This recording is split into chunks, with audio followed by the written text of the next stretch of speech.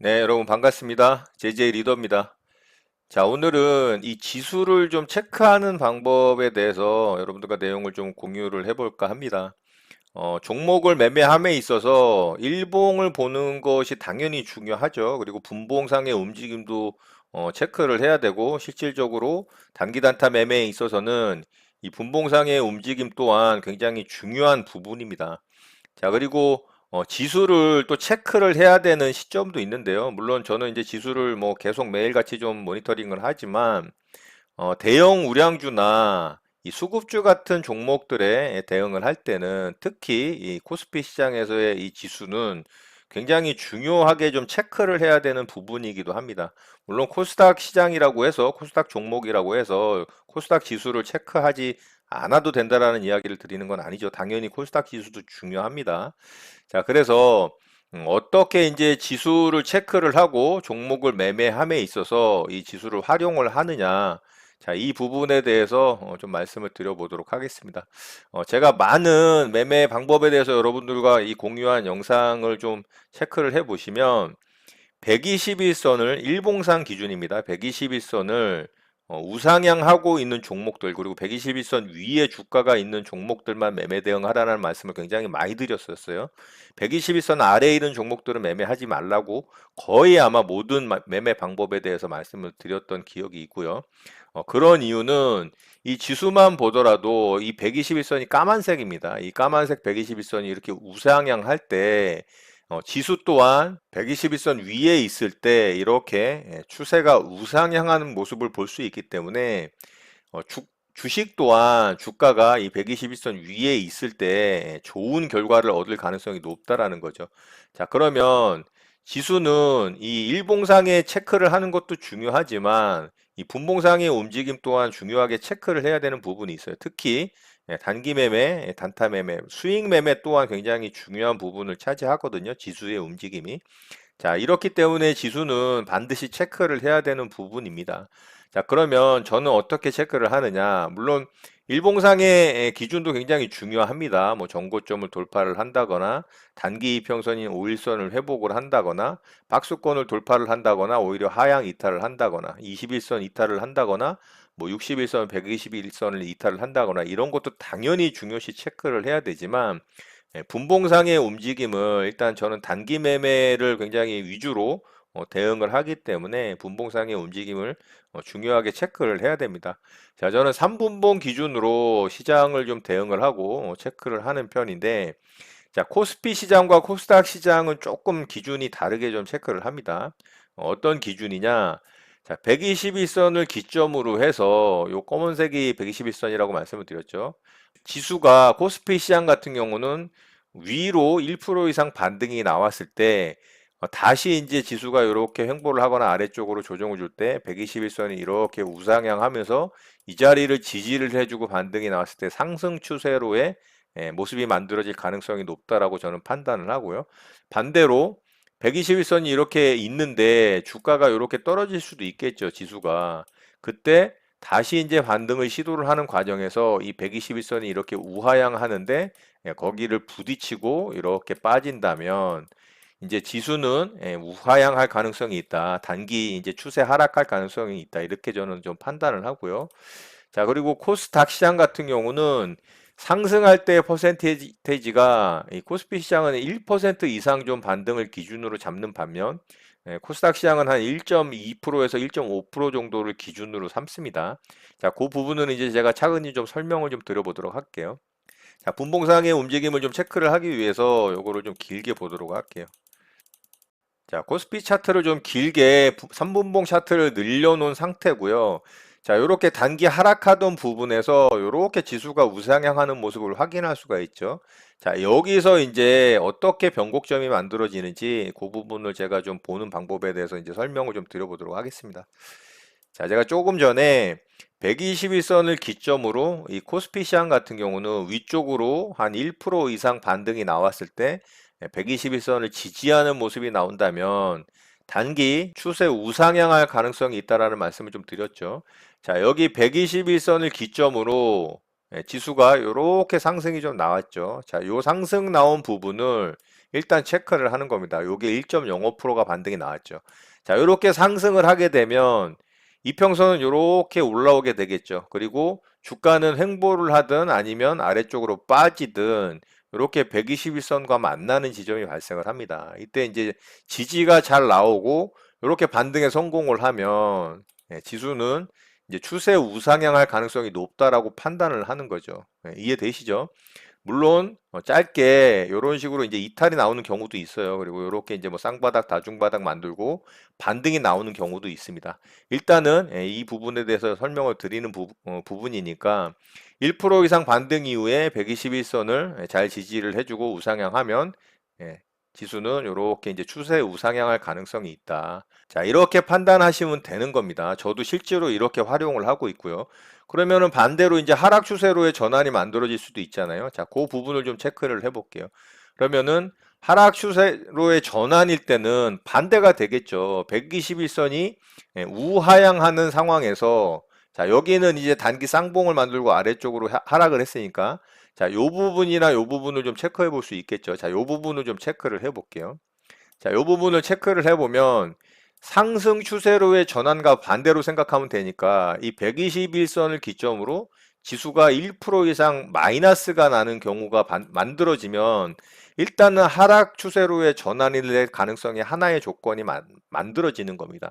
자, 요거를 확인을 해보면 1.54%가 하락을 했죠.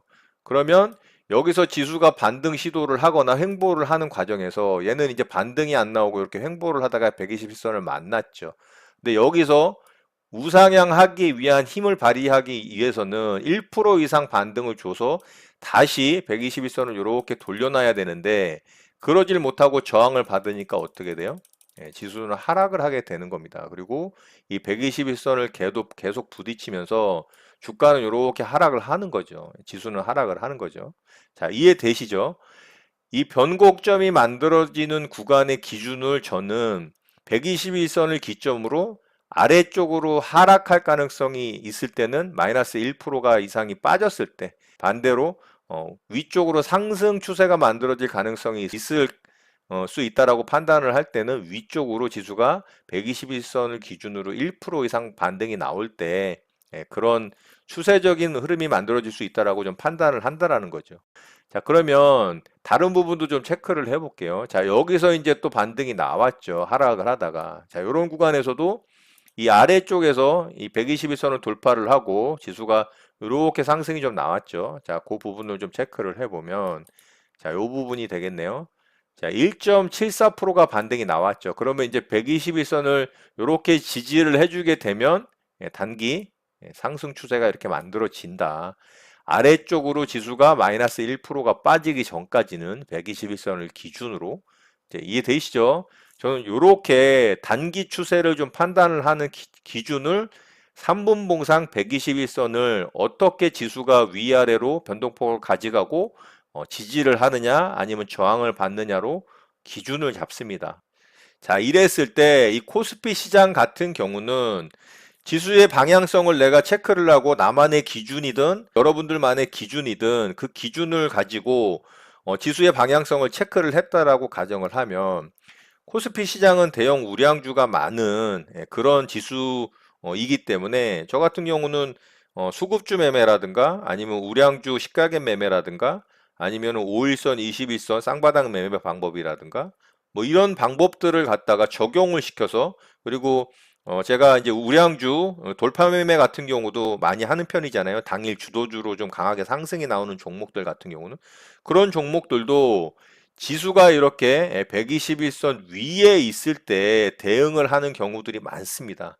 물론 아래쪽에 있을 때도 매매할 때도 있어요. 이런 식으로 시장보다 아주 월등히 강한 종목일 때는 매매를 하지만 그렇지 않은 경우는 대부분 잘 매매를 하지 않습니다. 그리고 만약에 매매를 하더라도 비중을 많이 줄여서 대응을 하는 거죠. 반대로 이렇게 추세 우상향하고 있는 121선 위에 지수가 있을 때는 비중도 조금 강하게 싣고 그리고 종목 대응도 한 종목, 두 종목 더 대응을 할 수도 있다라는 겁니다. 적극적으로 매매 대응을 한다라는 거죠.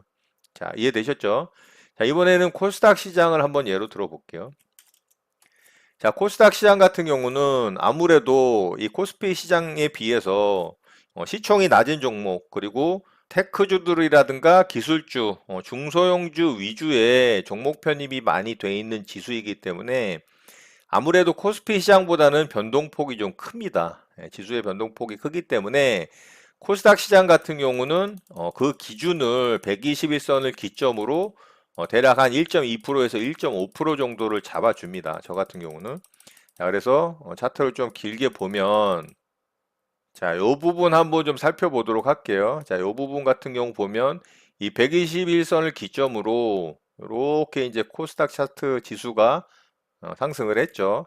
자, 요 구간이 3%가 반등이 나왔거든요. 자, 요 구간까지 따져본다고 해도 대략 자, 요 정도니까 자, 여기가 1.2% 정도 반등이 나왔죠. 자, 그렇다면 일단 첫 번째 조건은 부합을 하니까 이제 121선을 잘 지지하고 우상향하면 추세 우상향으로 추세가 전환될 가능성이 있다라고 좀 판단을 할 수가 있다라는 거죠. 자, 그러면은 여기서는 닿지도 않고 반등이 나왔고 여기서는 지지를 잘 해주고 반등을 하기 시작했습니다.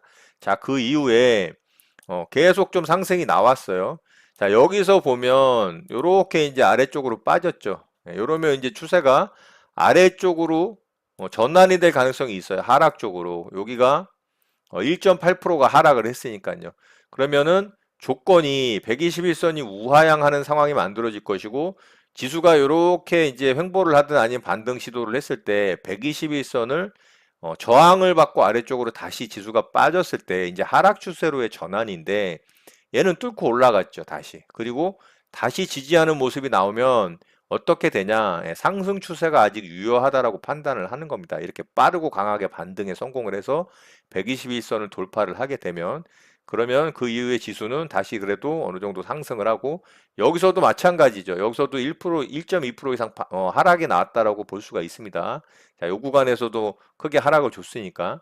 자, 그럼 여기서도 이제 저항을 받고 아래쪽으로 빠지면 120선을 기점으로 그러면 이제 지수는 하락 추세로의 전환이라고 좀 판단을 할 수가 있다라는 거예요. 자, 이렇게 보시면 되고 자, 그럼 하락 추세로의 전환을 할 때의 모습을 여기서 좀 보자고요. 자, 121선을 기점으로 이렇게 이제 지수가 하락을 했죠. 자, 여기까지만 보자면 자, 요 구간이 0.9%니까 여기서는 반등을 좀 기대를 해볼 수가 있어요. 그런데 그 다음날 더 급락을 줬죠. 그러면은 그 다음날까지 이렇게 따져보면 굉장히 깊게 이제 하락이 나왔을 것 같아요. 한 2.3%가 하락이 나왔으니까 요거는 이제 굉장히 큰 하락이죠. 이렇게 되면은 121선이 급격하게 꺾일 가능성이 있습니다. 그리고 그 자리를 저항을 받고 이렇게 빠지면 이거는 이제 뭐 하락 추세로 전환이구나 이렇게 판단을 하고 종목 매매 대응을 안 한다거나 만약에 좋은 종목이 있어서 꼭 대응을 하고 싶다면 비중 조절을 한다거나 종목을 매매하는 횟수를 줄인다거나 이런 식으로 이제 대응을 한다라는 거죠. 자, 그래서 지수의 모습을 확인을 하면 계속적으로 121선을 저항을 받으면서 이렇게 우하향하는 모습을 확인을 할 수가 있습니다. 그러면 언제 다시 적극적으로 매매 대응을 하느냐? 반대가 되겠죠. 121선을 돌파를 하는 1.2%나 1.5%의 상승이 나온 이후에 121선이 지지받고 반등이 나오는 시점, 그 시점에 내가 좋아하는 그리고 내가 매매 기준을 갖고 있는 그런 종목이 출현을 했을 때 그런 종목들로 대응을 하는 거다라는 겁니다. 이해되시죠? 자, 그래서 그 이후의 움직임을 좀 보자면 역시나 이렇게 121선 기점으로 반등이 요 정도 나왔죠. 자, 이 부분이 1.97% 반등이 나왔어요. 그리고 121선 지지를 받으니까 다시 이렇게 상승 나오고 지지받고 상승이 나오더라. 자, 이렇게 지수를 좀 판단을 한다라는 겁니다. 저는. 자, 여기서는 반대로 1.2에서 1.5% 이상 하락이 나오니까 어때요? 121선 저항받고 빠지고 저항받고 빠지고 저항받고 빠지죠. 자, 이렇게 이 부분이 횡보를 만드는 구간에서는 맞지가 않습니다. 횡보를 만드는 구간에서는. 그렇지만 기준을 갖고 있느냐 갖고 있지 않느냐에 따라서 내가 매매를 대응함에 있어서 굉장히 큰 차이가 날 수가 있다는 겁니다.